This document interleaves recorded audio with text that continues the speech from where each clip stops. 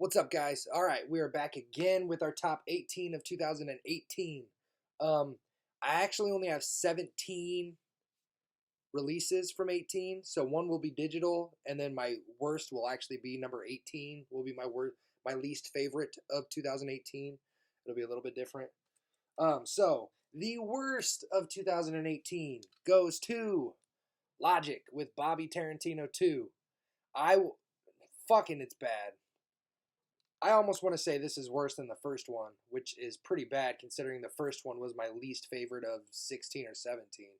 It's just unimaginative, nothing new. I believe this is the one that has that stupid ass song Keanu Reeves on it. Maybe. Hold on, let me look. I could be wrong about that.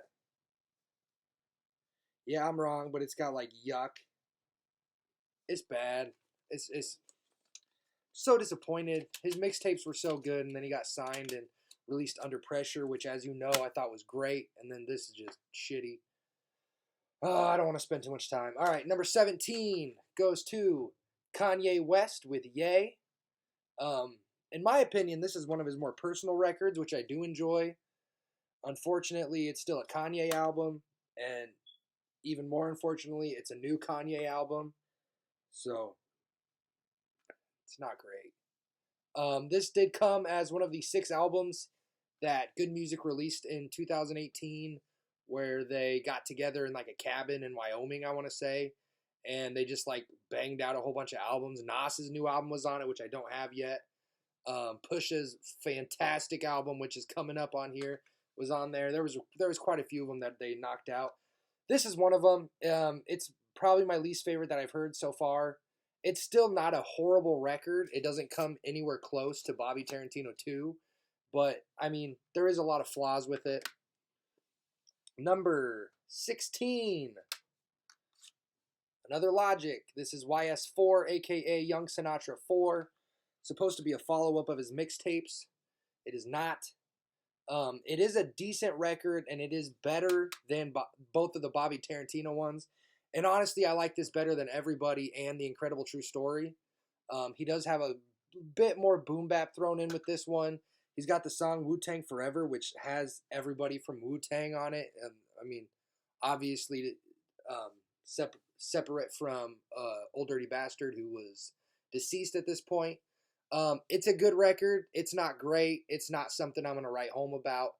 It doesn't have any memorable qualities about it, but it is a good record. So, give it a listen if you want. Logic, YS4, coming in at number 16. Number 15, experimental group, Death Grips, comes in with Year of the Snitch. Still not one of my favorites by Death Grips. This does have some really good songs on it, and I want to say this is the one that has, Disappointed is on this one, and that's kind of his like suicidal, standing on the edge of a building song, which you can really feel MC Ride's emotions in that one, which doesn't say a lot because MC Ride is one of the most emotional rappers as far as putting as much into it on every track. He's essentially screaming into the microphone whenever he's rapping. Very strange instrumentals, as always. Does not hit quite as hard as an album like Money Store, which I really enjoyed, or even The Powers That Be. It's probably my second favorite release by Death Grips. I did enjoy it. Number 14 goes to Mac Miller with Swimming, the last album he released before he died. Very, very, very soulful, very jazz influenced, a lot of R&B in this, not a whole lot of rapping. The first time I heard this, I actually didn't like it very much. I think mainly because I'm still big on watching movies with the sound off and Good AM.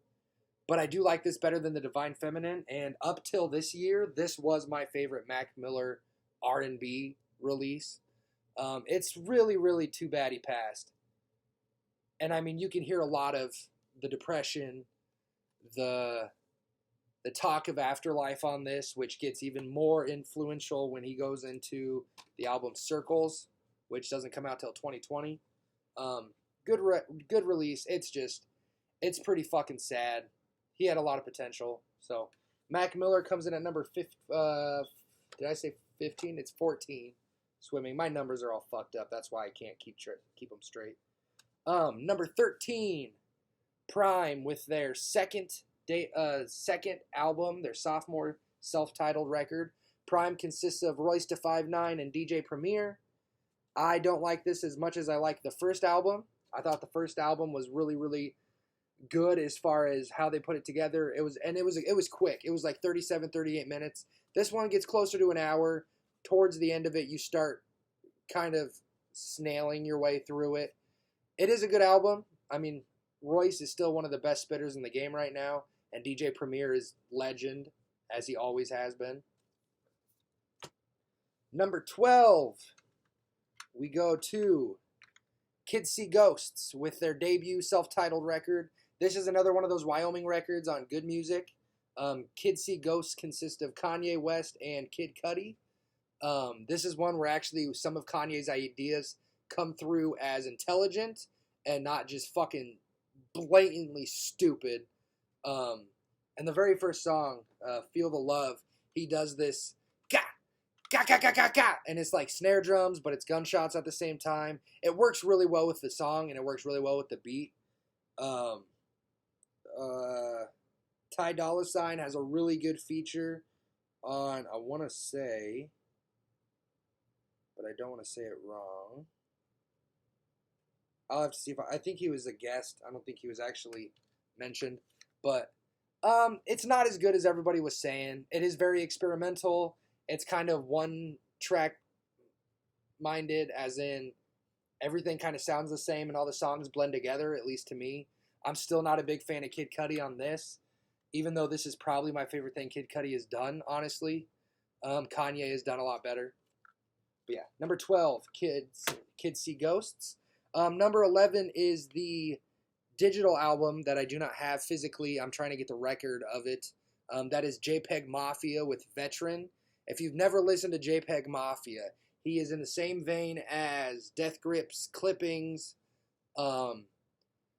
weird instrumentals, almost an industrial type, and then he's essentially yelling on top of it like MC Ride. He does have a little bit, he's a little bit more straightforward than MC Ride. You don't have to read much into his lyrics. Essentially what he's saying is what he's saying. It is a really good record. I really do enjoy it, and it is something that I can listen to over and over and over again and not really get bored ever. So that's number 11, JPEG Mafia, Veterans. Number 10 goes to Czarface and MF Doom, Czarface meets Metalface. Czarface is a hip-hop trio consisting of 7L and Esoteric and Inspected Deck from Wu-Tang. 7L and Esoteric are very big in the underground scene. MF Doom is one of those guys that you either love him or you hate him or you've never heard of him. There's not really anybody that kind of likes his stuff. I really like MF Doom. I've liked him for a long time. This is fantastic. This is probably my favorite thing Doom has done in 10 years. Czarface I wasn't as familiar with until I bought this. But, I mean, Inspected Deck can spit. 7L and Esoteric are known to be a fantastic hip-hop duo. This is a really good album. Go ahead and check it out. MF Doom and Czarface. Czarface meets Metalface. Number 10. Number 9. This is a semi-new addition to the collection, and I actually just added this to the list right before, like, maybe yesterday. So, I mean, it's relatively new. Number 9 goes to Vinnie Paz with The Pain Collector. I've talked about Vinnie Paz, one of the original members of Jedi Mind Tricks, when he went by a different name. He's from Philadelphia. He is very religious. He believes a lot in his the Islamic religion, and that comes through a lot in his music. He's also a part of Heavy Metal Kings with Ill Bill. Fantastic. He is a very good rapper. It never really surprises me with how good he raps. Honestly, I mean, it's come to be expected that with everything he releases, he's gonna put everything into it. And even if he half-hearted something, it's still going to be top 10 of the year, honestly. Very good record. I actually just got the newest Jedi Mind Tricks in the mail yesterday. I don't know if that'll make the list. Actually, it won't, because that's this year. So Jedi Mind Tricks, The Bridge in the Abyss, could also be on this list somewhere if I ever do a redux. But as of now, I have not listened to it yet, so I cannot add it to the list. Number 8, we move on to the hip-hop trio from Flatbush, being Flatbush Zombies, consisting of Michi Darko, Juice, and Auric. I don't remember their full names. I just know that's Juice, that's Auric, and I know that's Michi Darko. Michi's probably the best rapper of the three of them. Auric mainly does the production. And you can tell when it's Michi, he has a very low voice, and it's very grumbly. And, I mean, he puts a lot of energy behind what he's saying, which is cool. I first got turned on to these guys through Thug Waffle, their single off of their debut mixtape. I've been following them since. 3001: A Laced Odyssey was on my list, I believe, back in 14 or 15. This is better. I enjoy this a lot more. I think they put a lot more energy into this. There's a song called Ask Courtney, which is about Kurt Cobain, and it is fantastic. Check it out. Vacation in Hell by Flatbush Zombies at number 8. Number 7, another new addition. This came about the same time the Vinnie Paz record did.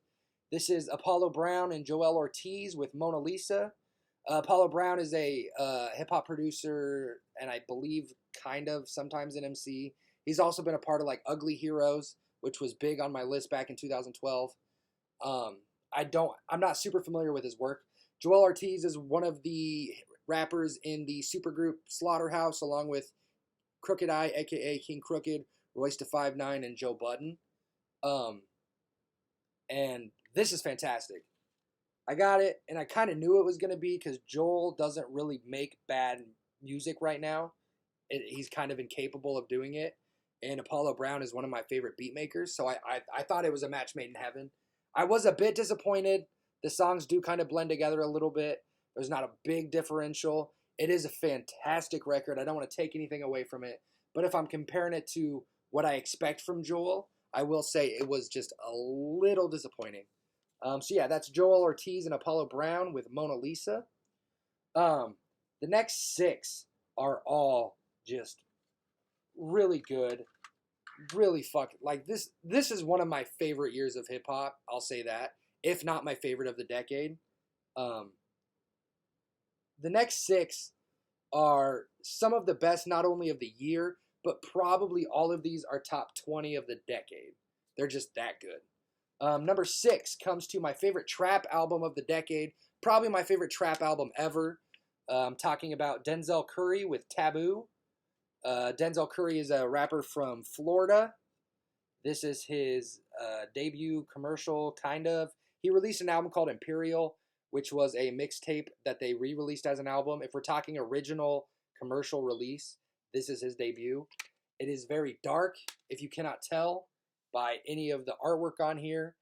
And it is not all trap. I don't want you to say, oh, it's a trap album. The song Black Balloons, which has a fantastic music video. It has a more of a jazz funk feel to it. He has some really good lines in that. Sumo is one of my favorite trap songs ever. It's fantastic. The beat knocks. He is saying he has some fantastic wordplay in it. He is flipping his words. His flow is always on point. Clout Cobain is another one that when I first heard that, it kind of blew my mind how much I enjoyed it, because normally trap isn't where I come from. Sirens is also a good one on here that features Jid. Yeah, number 6, Denzel Curry, Taboo, fantastic. If you like hard-hitting music, if you like dark music, check this out. And when you do listen to it, afterwards go on YouTube. All right, you're already here, I suppose. Look up his music videos for this album. There's 3 or 4 of them. And if you watch them in order, you can actually see the story progress of the album. So, I mean, I think it starts with Black Balloons, and then it goes to Clout Cobain, and then I'm going to guess wrong. There's a 3rd one, and the 4th one is Vengeance, which has JPEG Mafia on it. Fantastic story behind the album, too. I'm not going to really ruin it for you, but it is very good. Number 5, I was kind of struggling with where to put this as far as number 5, number 4, number 6. I ended up at number 5. This is my favorite of the Wyoming sessions of good music. This is Pusha T's new record, Daytona. Not really sure where Daytona comes into anything because, like, nothing has anything to do with NASCAR racing, if that's what he was talking about. Pusha T I've talked about a lot All of his records have been in my top whatever of every year. So I'm not going to say much about that. There's a really good Rick Ross feature on this, which is really cool. The other thing about this Wyoming sessions, none of them run past like 35, 40 minutes. They're all very quick, which I do enjoy a quick album, and they are all very quick. You don't have to sit down for an hour and a half, 2 hours, 50 minutes. They're very fast. This is actually one that I wish was a little bit longer. So yeah, number 5, Pusha T-Daytona. Number 4, my boy's back at it again with probably my favorite release he's done. This is Earl Sweatshirt with Some Rap Songs. Very experimental, not easy to listen to. Do not go into this thinking it's going to be another Doris. It is not. It is also not another I Don't Like Shit, I Don't Go Outside. This is more experimental with that, if you can believe it. And I mean, you can kind of tell by the back cover what his mind state was when he went into this. Very simple, very basic, not a whole lot of orchestral strings behind anything. Very, very stripped down. And it works really well for Earl. His voice just kind of fits on it. My favorite track is Shattered Dreams. He's got this fantastic verse. The flow fits with the beat perfectly. And I think he handled like 98% of the production on here. This is a really good album. I never thought I would like anything more than Doris. Then I never thought I'd like anything better than I Don't Like Shit, I Don't Go Outside. Now I don't think I'll like anything better than Some Rap Songs. So it's that good.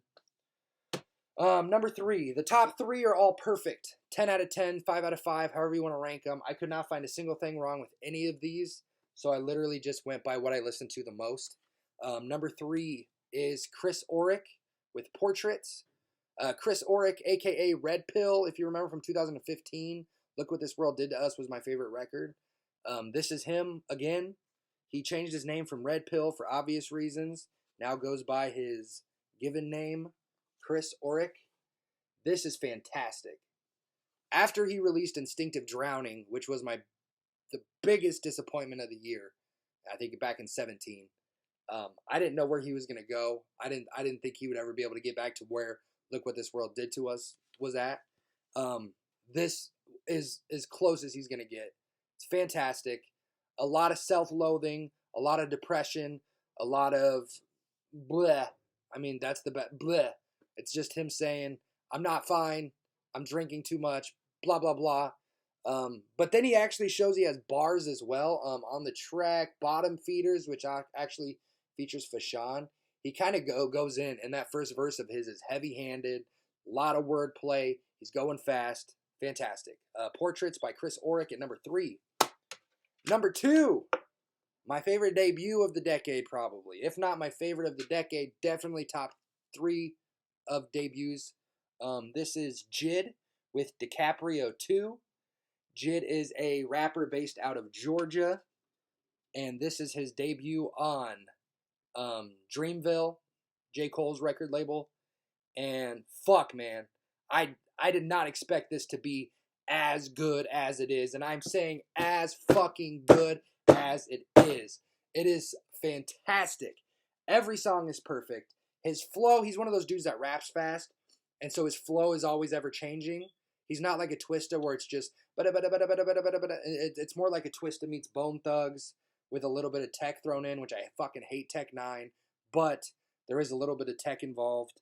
I mean, I could name off this entire track listing and every single one would be worth mentioning. I will throw out Working Out as probably my favorite because that's actually also my favorite song of the year. Really, really smooth beat. The chorus is literally shit ain't really working out. I mean, it's fantastic. Amazing debut. Amazing record, period. J.I.D, a.k.a. J.I.D with Dicaprio 2. Leaving, of course, the number 1 spot for an artist who every single album he releases just continuously gets better and better and better and better. And you always say, it can't be better. His last one was so good, this can't be better. And it is. It's just that good. I'm talking about J.Cole, K.O.D. What a record. This thing is so good. when I first heard it, I think I listened to it 10 times over and over again. I just couldn't stop. It's so fantastic. Every song is perfect. I even like the little Kill Edward, which is his alter ego, where it kind of sings in a lower voice. I even like all that stuff, which I didn't think I would. K.O.D stands for Kids on Drugs or King Overdose or ... He has a whole bunch of different things it stands for. I kind of stick with the King Overdose or the Kids on Drugs because that's kind of what the album is about, is addiction. Plus, it's just about the government, modern day, everything you would want. J. Cole's one of those dudes that's in the mainstream, yet he continuously keeps an ear in the underground, which is so difficult to do. And I mean, it's fantastic. J. Cole with K.O.D is my number 1 of 2018. Best verse. Let's get to awards. Best verse goes to Earl for the first track on Some Rap Songs, Shattered Dreams. He's got this line, Chief get it cause he mean it. Free smoking. I'm not going to try. I can't remember off the top of my head. But he's got a song, Mask On. Mask off, we trick or treating. And he's essentially saying like he's committing a robbery, or there's 1,000 things he could be talking about. But I love the fact that he says, mask on, mask off, we trick or treat. And it's fantastic. Best verse, Earl on Shattered Dreams. My favorite hook goes to, let me find it, Denzel Curry for the Black Balloons hook. Like I said, it's this funky jazz, soulful hook, and it's so good. It fits the track perfectly. I don't even think it's actually him singing. I don't remember who is featured on it, but the song hits, and the hook is fantastic. Black Balloons by Denzel Curry, best hook. Best beat goes to J. Cole on K.O.D for Window Pane, which is a beautiful track, and it takes a second for the beat to kick in, but once it does, it's almost atmospheric in the way it sounds. The drums and the melody has so much space in between it that, I mean, he just kind of sits in between that space and raps and sings with it, and it's so perfect. It's a fantastic beat. Best beat, Window Pane off of K.O.D. Best song, as I said, goes to Working Out by J.I.D on Dicaprio 2. You will hear it. You will understand why. It is that good. I also could have put either Off the Zoinkies or Off Deez. Is it really called Off the Zoinkies and Off Deez? Yeah, it is. I could have put those 2 songs here too. This whole album's so good. But I went with Working Out. You will hear it when you hear it. Best artwork goes to Daytona by Pusha T. Reason being, Kanye spent, I want to say, $50,000 to $100,000 for this photo, which is the bathroom Whitney Houston was in when she overdosed. Kanye is known for being shocking, so that I don't know how many people are actually going to be shocked by such a outrageous thing, but I love the fucking photo. There's so much detail to it. There's so many things you can see. It doesn't really match up with the music by any means, but I do like that he used it as an album cover. It's not very tasteful, but I mean, if you're into fucking taste, don't watch my channel, honestly, because, like, no room. And then my favorite feature goes to J. Cole on Off Deez by J.I.D off of Dicaprio 2. J. Cole does a really good job of jumping on top of this beat and flowing just like J.I.D would. J.I.D has the first verse or the first 2 verses, and he's got the hooks. And you know how J. Cole normally raps. You would expect him to come on and just speak these very, very intricate bars about knowledge or education or what have you. And instead, it's a shit talk song. He just jumps on top and he flows. His legs are moving. His vocal cords are working. He's moving along with J.I.D, and he matches him really well, and it fits really, really perfectly. Yeah, so that is my top 18 of 2018. Guys, one more after this, and then you don't have to hear me talk for like another 10 months when I do my top 20 of 20. But fantastic year. Probably my favorite of the decade. I'm trying to decide if after all of this I want to do a top 50 of the decade or what have you, or if I just want to kind of end it with this. I'm sure eventually I'll get back into doing some more black metal stuff. I need to do my vinyl again. Thanks for watching. If you liked it, give it a thumbs up. If you did not like it, cool, give it a thumbs down. But tell me in the comments why. If it is the shitty video or audio quality, I will not fix it. I don't really care. Give me your list. Tell me your top 18 of 18. Tell me your top whatever of whatever. Give me some albums from this year that I need to go listen to. Like I said, I've got Jedi Mind Tricks, The Bridge in the Abyss already. I just haven't listened to it yet. So, but if there's other from 2018, tell me. Guys, this was such a fucking good year of hip-hop. I mean, there are so many things that I don't even have that I want from this year. So many things. So, check it out. Check out those albums. Thanks for watching. And stay tuned. I will be back for top 19 of 2019. Thanks, guys.